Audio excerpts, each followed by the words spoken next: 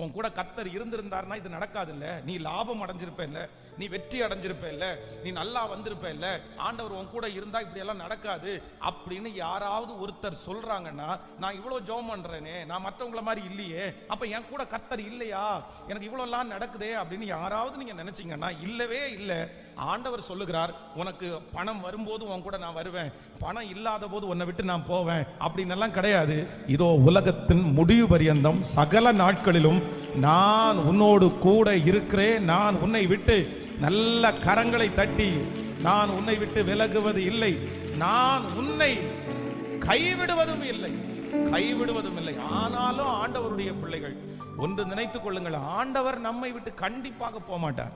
ஆனா அதே நேரத்தில் இந்த உலகம் நம்மோடு கூட கர்த்தர் இருக்கிறத கண்டுகொள்றதற்கு கண்டிப்பாக ஒரு உயர்வை கர்த்தர் நமக்கு தர வேண்டும், ஒரு அங்கீகாரத்தை தர வேண்டும், ஒரு